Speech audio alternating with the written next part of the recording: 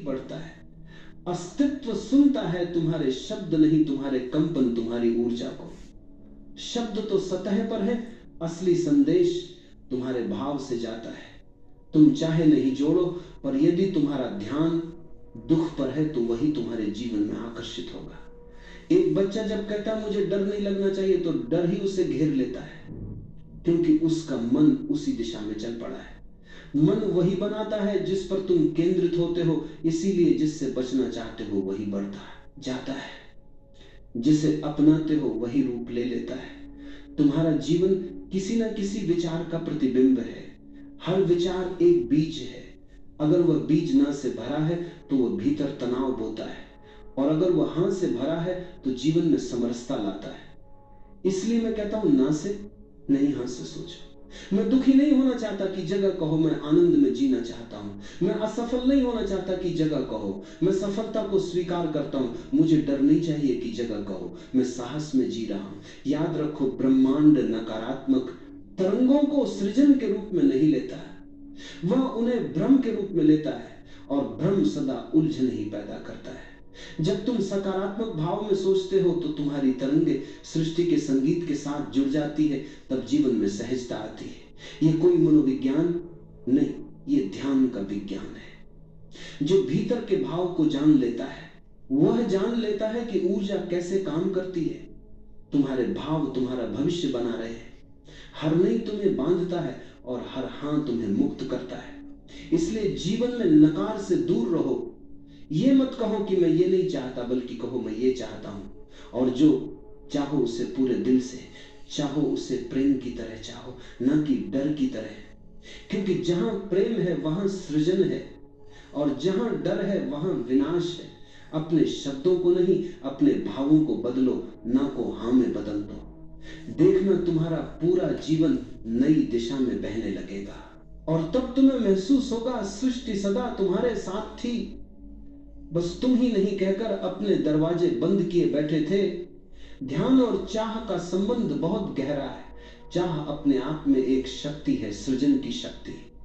पर जब यह शक्ति अंधे मन के हाथ में होती है तो यह विनाश भी कर सकती है। इसलिए ध्यान आवश्यक है, ताकि चाह को दिशा मिले, स्पष्टता मिले, प्रकाश मिले। ध्यान के बिना चाह वैसी ही है जैसे बिना पतवार की नाव लहरों में भटकती है, टकराती है, डूबती है।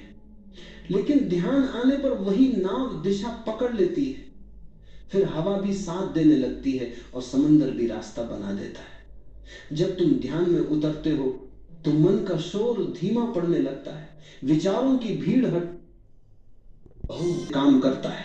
तुम समझते हो कि तुम सोच रहे हो, पर असल में मन सोच रहा है, और तुम बस उसका गुलाम बनकर पीछे पीछे चल रहे हो। मन को सेवक होना चाहिए था। वह एक औजार है। जैसे तुम्हारे हाथ, तुम्हारी आंखें, तुम्हारी जीभ, जैसे हाथ से तुम कुछ काम लेते हो, आंख से तुम देखते हो, वैसे ही मन से तुम सोच सकते थे। लेकिन यह औजार इतना हावी हो गया कि उसने खुद को मालिक बना लिया। सोचो जरा, अगर तुम्हारा नौकर तुम्हें आदेश देने लगे तो क्या होगा? तुमने उसे रखा था अपनी मदद के लिए, लेकिन धीरे धीरे वही कुर्सी पर बैठ जाए और कहे तुम चुप रहो, अब मैं चलाऊंगा घर को।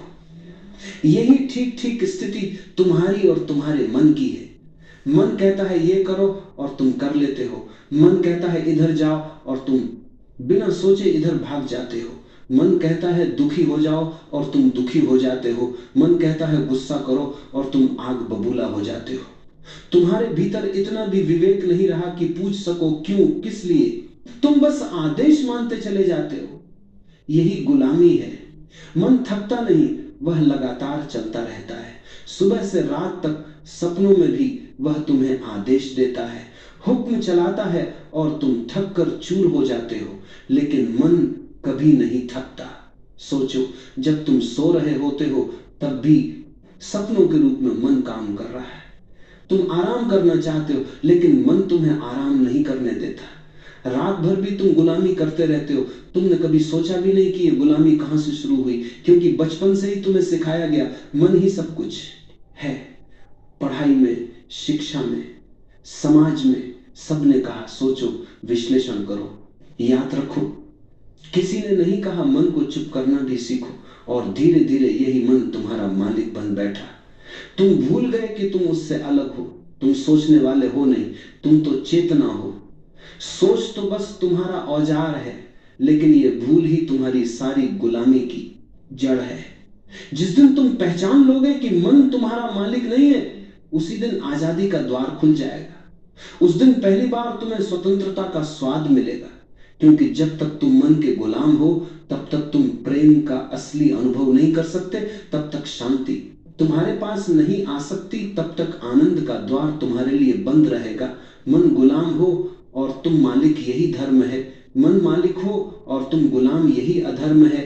अभी तुम अधर्म में जी रहे हो, पर इसे बदल सकते हो। पहला कदम है यह पहचानना कि अभी तक तुम मन के गुलाम हो। गुलामी स्वीकार कर लो, तभी आजादी की शुरुआत होती है। अगर तुम यह मान लो कि हाँ मैं गुलाम हूं, तो रास्ता खुलता है। लेकिन अगर तुम धोखा देते रहो कि मैं ही मालिक हूं, तो जीवन भर जंजीरों में बंधे रहोगे। मन का सबसे बड़ा खेल है तुम्हें वहीं कभी नहीं रहने देना जहां जीवन है। जीवन कहां है? जीवन इस क्षण है, यहां और अभी। लेकिन मन को वर्तमान से बड़ी दुश्मनी है। वह हमेशा तुम्हें खींच ले जाता है, या तो अतीत में या भविष्य में। अतीत और भविष्य दोनों झूठ है। अतीत अब है ही नहीं, वह बीत चुका है। भविष्य अभी आया ही नहीं, वह कल्पना है। फिर भी तुम्हारा मन दोनों से चिपका हुआ है। तुम सोचते रहते हो, काश कल ऐसा ना हुआ होता, काश मैंने यह गलती ना की होती। तुम पछतावे में जीते हो, और जो हो चुका है उस पर पछतावा करना मूर्खता है, क्योंकि उसे बदला नहीं जा सकता। फिर तुम भविष्य की तरफ भागते हो। तुम्हें लगता है कल मैं सुखी हो जाऊंगा, जब पैसा होगा, जब नाम होगा, जब प्रेम मिलेगा, तब मैं पूर्ण हो जाऊंगा। लेकिन यह कल कभी आता ही नहीं। जब वह आता है तब भी वह आज होता है, और तुम्हारा मन फिर से नया कल बना लेता है। यही गुलामी है। मन तुम्हें उस जगह रहने ही नहीं देता जहां जीवन है। तुम हमेशा या तो बीते हुए का बोझ ढो रहे हो, या आने वाले की चिंता कर रहे हो। तुम्हारे हाथ खाली नहीं रहते। तुम्हें शायद पता ना हो, लेकिन अतीत और भविष्य की दौड़ में ही तुम्हारी सारी ऊर्जा खत्म हो जाती है। मन ये खेल इसलिए खेलता है क्योंकि अगर तुम वर्तमान में आ जाओ तो मन बेकार हो जाता है। वर्तमान में ना विचार की जरूरत है, ना कल्पना की। वर्तमान में बस होना है। मन होना नहीं जानता, मन केवल सोचना जानता है। सोचो जरा, अगर तुम वर्तमान में बैठकर सिर्फ सांस को देखो तो मन बेचैन हो जाता है। वह कहेगा यह समय की बर्बादी है। कुछ योजना बनाओ, कल की सोचो, वह तुम्हें खींचकर कहीं और ले जाएगा। मन को वर्तमान सहन ही नहीं होता। लेकिन जीवन का रहस्य केवल वर्तमान में है। प्रेम केवल वर्तमान में संभव है। शांति केवल वर्तमान में मिलती है। आनंद केवल वर्तमान में है। लेकिन तुम गुलाम हो मन के, इसलिए तुमसे यह सब छूट जाता है।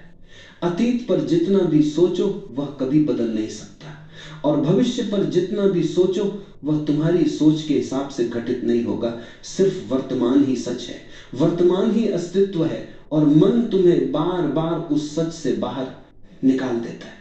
यह खेल तब टूटता है जब तुम जागरूक हो जाते हो, जब तुम पहचान लेते हो कि मन तुम्हें अतीत और भविष्य में भेज रहा है। जैसे ही तुम देख लेते हो, तुरंत वर्तमान में लौट आते हो। याद रखो, जो बीत गया वह सपना है, जो आने वाला है वह भी सपना है। सिर्फ यही क्षण वास्तविक है, और जो इस क्षण में जी लेता है वही मुक्त हो जाता है। सबसे पहले तो ये जान लो कि तुम गुलाम हो। लेकिन अजीब बात यह है कि गुलामी करने वाले को अपनी गुलामी का पता ही नहीं चलता। गुलामी तभी दिखती है जब तुमने कभी स्वतंत्रता का स्वाद लिया हो। तुम्हारा मन कहता है गुस्सा करो, और तुम बिना सोचे गुस्सा कर बैठते हो। क्या तुमने कभी उससे पूछा क्यों? क्या तुमने कभी उससे कहा नहीं? तुम्हारा मन कहता है ईर्ष्या करो, तुलना करो, जलो, और तुम उसकी आज्ञा मान लेते हो। तुम्हारा मन कहता है दुखी हो जाओ, और तुम सचमुच दुखी हो जाते हो। सोचो जरा, अगर तुम्हारे भीतर सचमुच स्वतंत्रता होती तो तुम क्यों दुखी होते, क्यों गुस्से में जलते, क्यों ईर्ष्या करते? कोई तुम्हें मजबूर नहीं करता, लेकिन तुम्हारा मन तुम्हें मजबूर करता है, और तुम इतने आज्ञाकारी गुलाम हो कि उसका विरोध तक नहीं करते। गुलाम वही है जो बिना पूछे मान ले, और मालिक वही है जो चुन सके तुम्हारे भीतर यह सामर्थ्य है कि तुम गुस्से को भी चुन सकते हो या प्रेम को भी। तुम्हारे भीतर यह सामर्थ्य है कि तुम ईर्ष्या में डूब सकते हो या करुणा में खिल सकते हो। लेकिन यह सामर्थ्य तभी जागता है जब तुम गुलामी की पहचान कर लो। अभी तुम सोचते हो मैं ही मालिक हूं, यही सबसे बड़ा भ्रम है। क्योंकि अगर तुम मालिक हो तो दुख तुम्हारे जीवन में क्यों है? अगर तुम मालिक हो तो चिंता तुम्हें क्यों खा रही है? अगर तुम मालिक हो तो तुम्हारी आंखों में भय क्यों भरा है? सच्चाई यह है कि तुम मालिक नहीं हो, तुम दास हो। और ये गुलामी किसी ने तुम पर थोपी नहीं, ये गुलामी तुमने स्वयं स्वीकार की है। मन तुम्हें आदेश देता है और तुम झुक जाते हो। तुम्हारी आदत बन गई है झुकने की। गुलामी की पहचान तभी होगी जब तुम थोड़ी जागरूकता से देखो। जैसे कि जब गुस्सा आता है तो एक क्षण ठहर जाओ, गुस्से को देखो और मन से कहो तुम मुझे गुस्सा करने को कह रहे हो, लेकिन यह मेरा चुनाव है कि मैं करूं या ना करूं। अगर तुम ऐसा कर पाए तो पहली बार तुम्हें अनुभव होगा कि तुम गुलाम नहीं हो। लेकिन अधिकतर लोग यह ठहराव नहीं ला पाते। जैसे ही मन कहता है गाली दो, वे गाली दे देते हैं। जैसे ही मन कहता है रो, वे रोने लगते हैं। वे कठपुतलियां हैं। मन डोर हिलाता है और वे नाचने लगते हैं। पहला कदम यह है कि अपनी गुलामी को स्वीकार करो। अगर तुम सोचते हो कि तुम पहले से ही स्वतंत्र हो तो कभी स्वतंत्र नहीं हो पाओगे, क्योंकि स्वतंत्रता वहीं आती है जहां गुलामी की पहचान होती है। तो याद रखो, मालिक वही है जो चुनता है और गुलाम वही है जो बिना पूछे मान लेता है।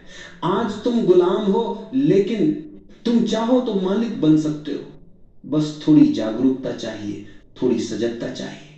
मालिक होने का अर्थ यह नहीं है कि तुम मन से लड़ो। मालिक होने का अर्थ है तुम मन को उसकी सही जगह पर रखो। मन तुम्हारा सेवक है, औजार है। जैसे तुम्हारे पास चाकू है, उससे सब्जी भी काट सकते हो और किसी को घायल भी कर सकते हो। औजार अच्छा है या बुरा नहीं होता, उसका उपयोग तुम्हारे हाथ में। मन भी